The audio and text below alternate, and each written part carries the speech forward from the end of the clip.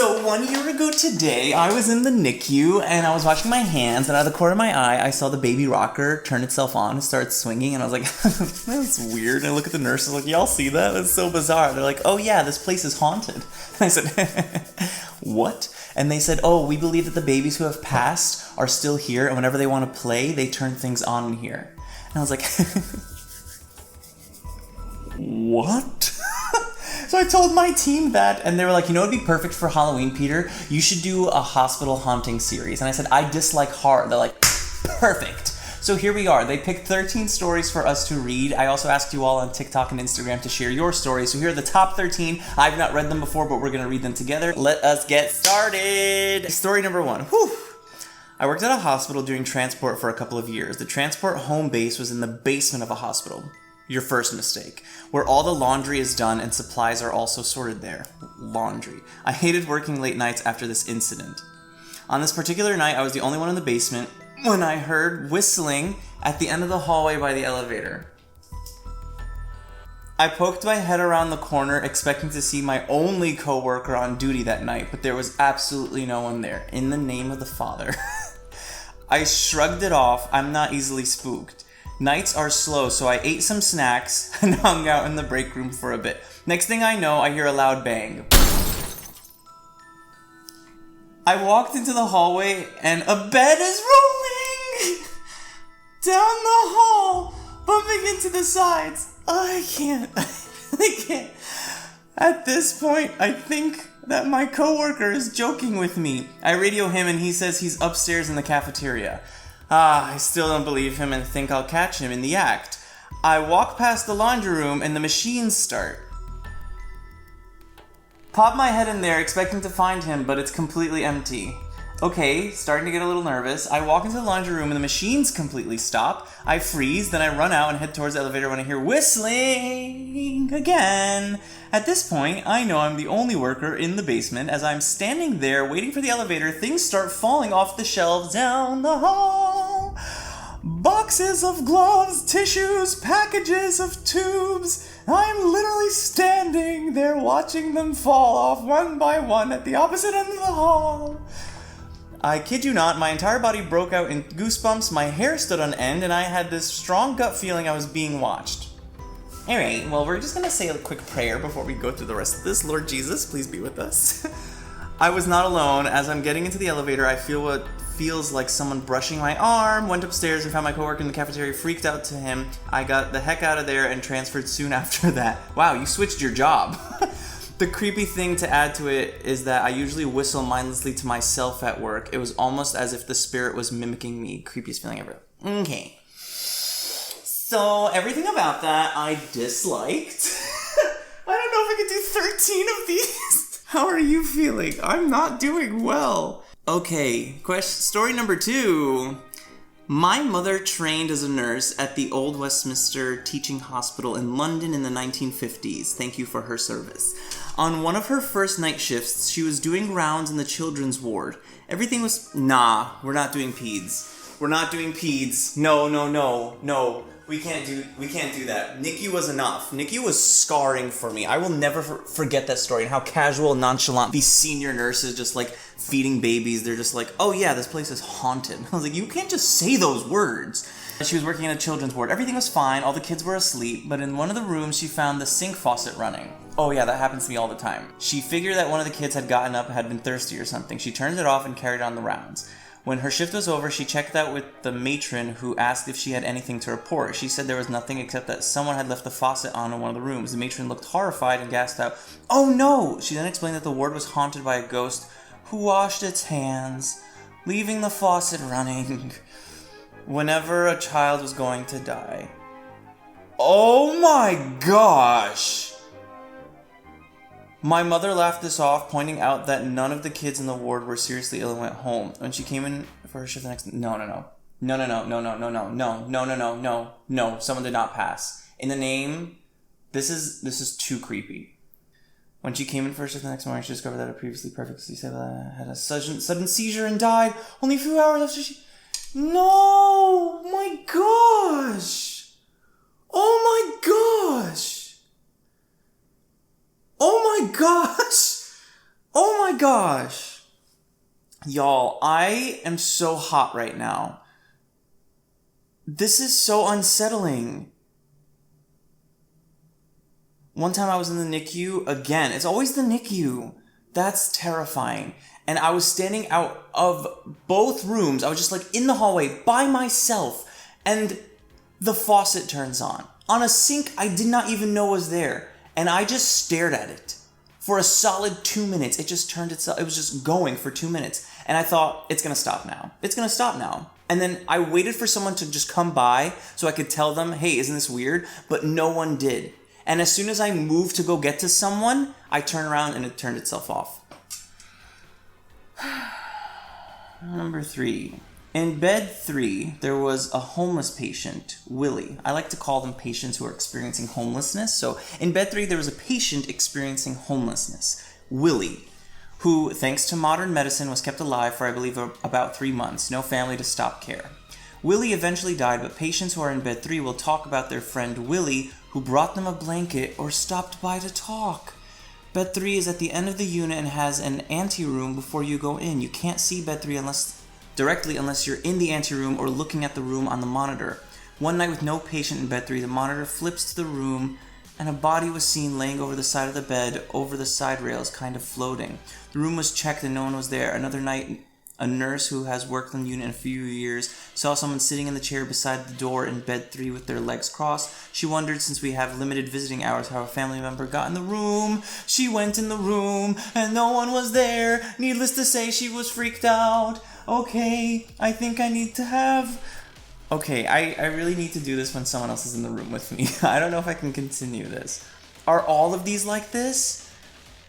Number 4, my parents were very young when they had me. When my dad was in med school, I used to go with him if they couldn't find a babysitter. What?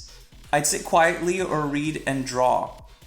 One time he asked if I wanted to see a cadaver, and he told me what it was. Y'all, lawless. Medicine was lawless. Taking their children to see cadavers? I couldn't even take myself.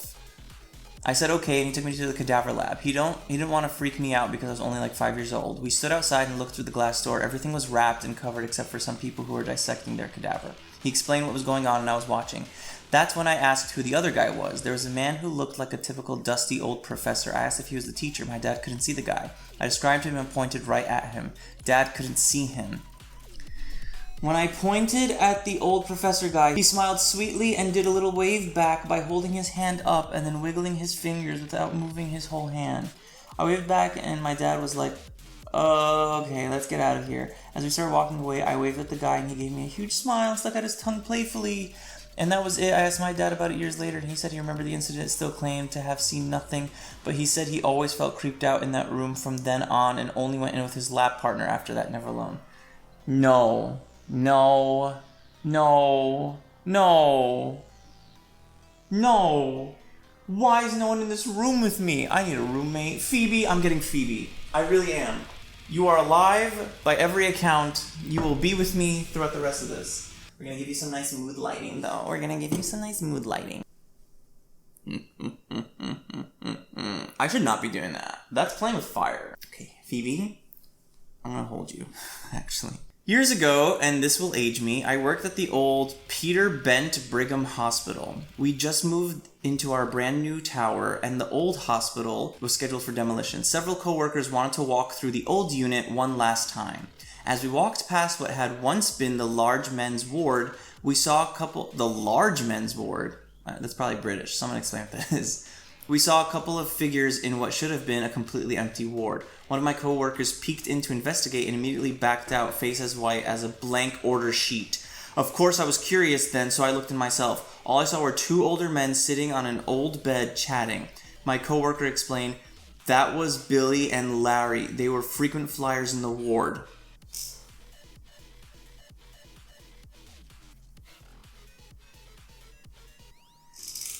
Both were royal pains in the patoot when they were alive, which they weren't anymore. She said they'd been rumored to still be hanging around, but no one had actually seen them before. How are we only on question 5? Questions. They're not questions, these are stories. Story 6. I was a new nurse at our hospital and only been working there a couple of months. I walked past the day surgery waiting room towards the elevators and took the back way to get to the ER where the hallways were all deserted. It used to be the pediatric wing of the hospital. It used to be the pediatric wing of the hospital, all shut down for years, and the rooms are just empty and full of broken equipment and beds and stuff. Yeah, sure. As I reached the old nurse's station, I saw a little girl standing across from the nurse's station. Oh my gosh. Nurse's station further down the hall. She had big pigtails and was wearing a brown dress, white shoes, and was holding a teddy bear.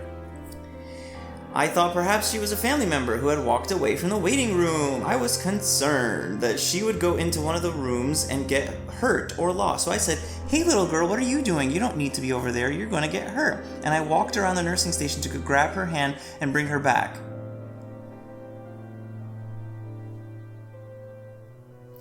I kid you not. I kid you not. She vanished?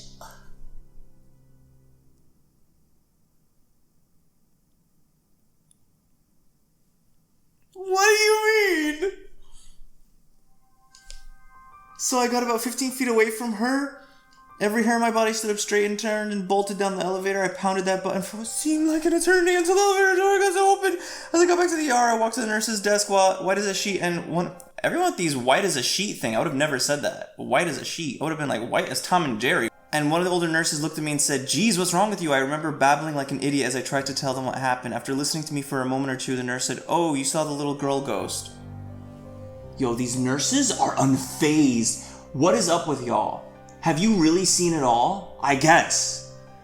"Oh, you saw a little girl ghost. She's been around here for years." And I remember saying, "Well, thanks for telling me about it before this. Apparently the ghost has been seen down in the ER ducking in and out of patient rooms and peeking around curtains. My wife worked up on the 7th floor and she said that one time at night, a whole row of patient rooms started yelling about a little girl that was running around the rooms. I guess she gets around." Oh my Jesus. Question 7. I don't know if I can continue. As I continue. I used to work in a state institute for the developmentally disabled. We were temporarily relocated to another building for remodeling of our building. Anyways, I was working one night. It's always on night shift. We had a locked PICA unit. I don't know what that is. I saw one of the residents walking down the hall. Very distinct gait and very distinct yellow t-shirt with a happy face on it. I went into the ward to let staff know that they had an escapee. Oh, one of the residents, like one of the people living there. I was like, one of the residents, like one of the trainees. I was like, why are they an escapee? Wait till you assume our mental health. Let me read this again with that context in mind. One of the residents of the facility walking down the hall. Very distinct gait, very distinct yellow shirt. I went to the ward to let the staff know that they had an escapee. This was a serious situation because this particular resident, Larry, would ingest absolutely anything from clothing to pens to bells to a bird's head. He was also very reluctant to go back to his room ward, hence why I didn't bring him back myself. He needed 2 escorts. When we got back into the hallway less than 15 seconds later, Larry was gone. We searched the entire building, outside, downstairs, all wards. He was nowhere to be found. This whole search lasted less than 10 minutes because I had every staff member looking for him. I was just about to call the house supervisor to let her know we'd lost someone when out of the bathroom walks Larry with one of the staff. He had been getting his bath in the bathroom for the last 30 minutes or so. Kind of freaky. I absolutely, without a doubt, saw Larry in the hallway. I never would have short-staffed the wards like I did if I hadn't seen him. Like I said, very distinctive gait, look, and clothing. They all thought I was crazy. Anyways, come to find out the next day after the story goes around that I am crazy. Larry had an identical twin brother who died in that building 10 years before. That was the most misleading sentence. I am crazy. Larry had an identical twin. I was really happy. I was like, oh, that makes a lot of sense. Who died in that building 10 years prior. He died. So he's part of the... Yes. Yes, the haunting. Yes, haunting hospital stories, the horror hospital stories, the story hospital. Anyway, if you're enjoying yourself, please just click the like button because then I know that's how you're enjoying the video. Also, subscribe for more, and then let me know what else I should be, reading and reacting to. And I'm doing this for you, so I hope you're enjoying it. Story 8. I've worked in a small family-run nursing home for 6 years as a nurse aide. It was an orphanage before it became a nursing home. Unfortunately, before being shut down, the orphanage had a history of severe abuse and neglect. Unfortunately, it's not gossip. Oh my goodness, this is like reality and also the story from The Batman. The owner herself has told us when residents get close to death, they always see a little girl. I was passing dinner trays and one of my patients, a very alert gentleman, he knew all of our names and was very alert and oriented. I saw that he had his back turned and was talking and laughing in the corner. I knocked and asked him who he was talking to, and he chuckled and said, "This little girl came into my room. She was scared." He died 3 days later.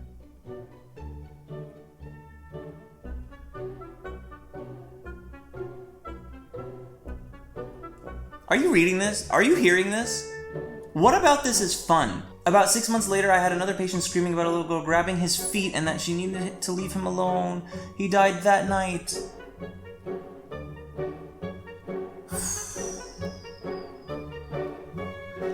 She's come up over the years and it's always the same thing. They see her and then they die. Other coworkers have had the same experience. It's very unsettling. You know what else is unsettling? Have you ever had the same exact dream as someone? I was in a new Airbnb and I woke up in the morning and my brother, when we were driving in the car somewhere, he started sharing a story with all of us about how he felt like he couldn't breathe last night because in his dream he was chewing bubble gum and he felt like the bubble gum was just taking over his mouth and he had so much, it was just like multiplying in his mouth and he was trying to pull it out and he just had so much bubble gum.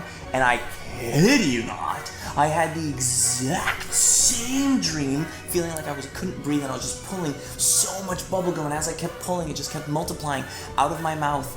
And then I Googled it and I was like, how did we have the same dream? And so many other people have had that same exact dream. This is something we should be figuring out. How are people having these supernatural experiences instead of charging for health insurance? Right. Put the money where it's worth. Story number 9. My mom used to be an RN at a hospital in a small western town. This hospital was connected to a senior living home, and at night, the RN overwatched both sides of the building, the hospital and the living home. She was usually the overnight RN and would have either 1 or 2 CNAs working as well. She has experienced this apparition about 6 or 7 times during her 10-year stint there, and everyone has referred to the apparition as the Man in Black. Each experience was identical except for the location in the building. She would see the same apparition, that of a person in black, old western type suit with worn out black cowboy boots and a worn out black cowboy hat to match. This is very detailed and distinct. The creepiest thing about this man is that his face was not very distinct. Wow, I just said distinct. How did they know that?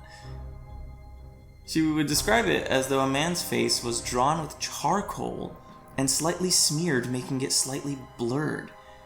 He was about 6'5" and would tower over her 5'5". But whenever she would see him, whether 10 feet or 3 feet away, he would stand there looking at her and then turn and walk into the room he was outside of. When she would walk into that room, there would be no one there and anything out of place. The first few times scared her to a panic, but she slowly just went on without letting it freak her out. These nurses, y'all are built different. Y'all are built different. What did they teach you in nursing school? Did they have a haunting class? What about this is typical, normal?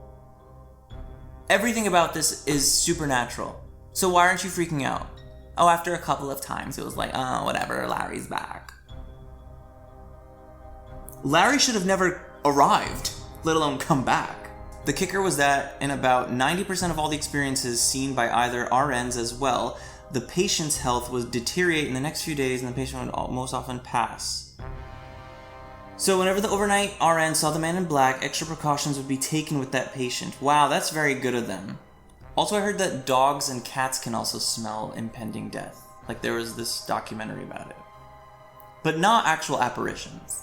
Okay, we're at 10. We have just a few more to go. Are you ready? Because I'm not. I had cared for an elderly woman with no family who came to us when her husband died. She didn't speak often. When she did, it was usually just words that made no sense together. I felt so bad for her because ever since she arrived, so many of the residents in her area that she seemed to enjoy spending time with had passed in such a short time span. She put up a picture of each of them next to her pictures of her husband and several others who were probably family to remember them. I always felt sorry for her and showed her extra attention when we became close.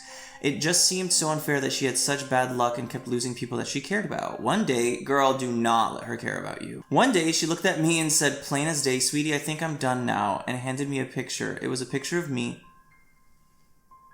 It was a picture of me, and I smiled because it touched my heart that I was that important to her. Girl, read the room. Literally read her room. She passed nearly a week later, and I cried for days. It hit me really hard. She knew it was the end for her and said goodbye as best she could.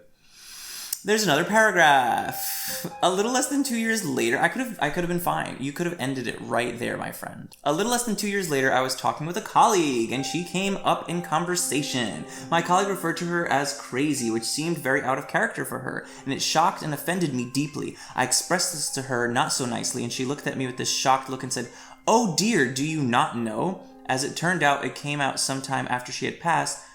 She had killed her husband by poisoning him, and there was an investigation.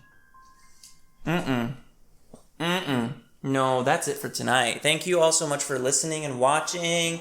We are done for today, and I will be praying at church. We're going to get some water. We're going to pray to Jesus really quick. We're going to get some ice cream. We're going to prepare for this. And the biggest kicker is that we're not done with the story. That's too disturbing. Alright. So, because I committed to this, and I'm not a quitter, and also, I have Jesus in my heart, so nothing's gonna affect me. I brought pumpkin ice cream. Do you not know she poisoned him?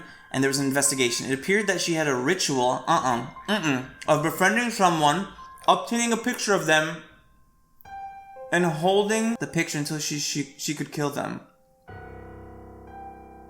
And then displaying the picture as a sort of trophy.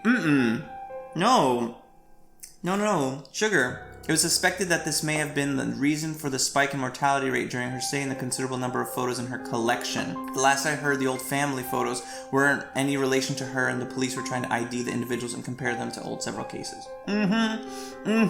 Pumpkin? I want pumpkin. 11. I was working my regular 7 to 7 night shift. I will never work night shift. In a bone marrow transplant unit with one other nurse. We had 5 patients. Whenever people give you the exact numbers of what's going on, you're like, it's because someone else was added. There's a new character emerged. New challenger approaches. There was one other nurse. We had 5 patients, and it was 3:30 a.m. My coworker had just come out of room 4. I startled her as she came around the corner. She had been emptying a urinal when the bathroom door had closed on her, which of course freaked her out, and she spilled urine on herself. But I digress. She proceeded to tell me that there was a young gentleman in that room who died a rather gruesome death. Evidently, this man was slated to go home, but one night around 4 a.m., the nurses heard a thump. The sound of someone falling. They rushed into the room. This man was in the bathroom, central line out and blood everywhere. They coded him, but he died right there in the bathroom. No one is sure why he pulled his line or what had happened, but evidently the scene was a bloodbath. Horrible, horrible. Now here comes the scary part. That was the scary part. I'm good. A few weeks later, a sweet old lady is in that room and asks the nurse if someone had died there. Have you ever thought to ask that? Not once. The nurse explained that this is a hospital. That sounds like the most sassy response, like something out of Scrubs. Did someone die here? Ma'am, this is a hospital. Well, the lady says, I think a young guy died in here because he's talking to me. Okay, I'm not making this up. The lady has a central line, triple lumen. The nurse goes in there later, and there's blood everywhere. One of her lines is out, not pulled out, but out. There are no scissors in the room. The lady says, he did it. Y'all, who told you to write like this? Who told y'all? Story number 12. 2 more, y'all. 2 more. You in this? You in this with me? Let's go. I'm in a band in the UK, and the drummer, named Ginger, not the most creative nickname, has a partner named Holly, who was a nurse. She has since had to have therapy after what she went through. I did get a warning from my team that story number 12 was the freakiest. So, here we go. She was in a ward taking care of some old lady named Gladys, who was on her last legs. Gladys kept telling Holly that her husband Ken had been coming to see her and was going to be with her soon, etc., etc. On the night it happened, she passed away. Holly went to do what nurses do, and she saw Gladys dancing in the corner with what must have been Ken with a lovely smile on her face. Okay, I'm gonna call my friend because failing to prepare is preparing to fail. So I was told that this is a freaky one and I can't really stomach it, and I want to sleep tonight because I have to be in the clinic tomorrow. So I need to just have some lifeline listening in. Hello. Hey, I'm about to read story number 12 and I'm recording right now, and I need someone to listen in with me. Okay.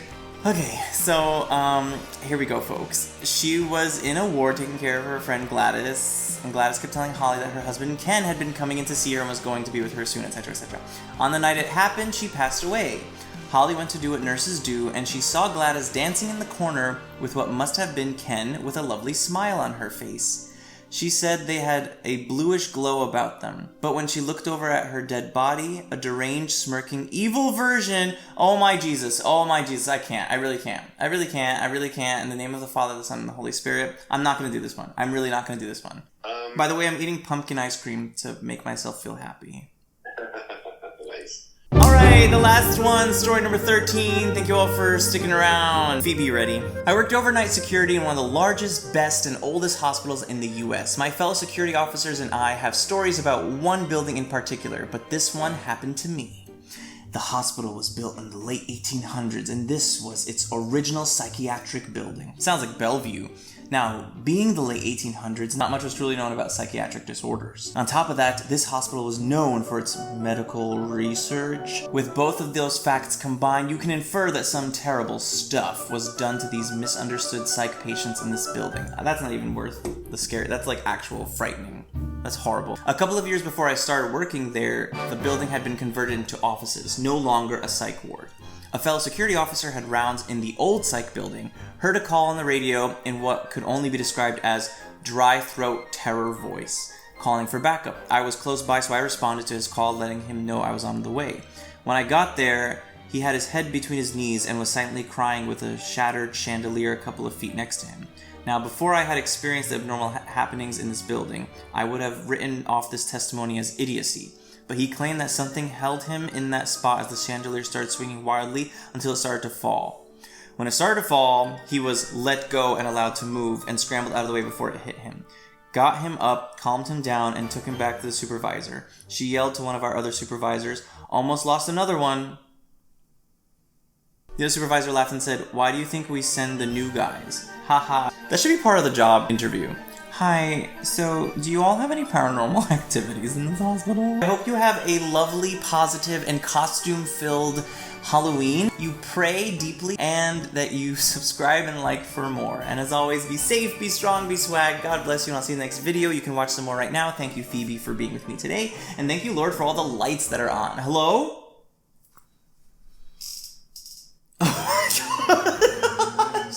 Oh my gosh! My ears are so hot, and there's no more ice cream.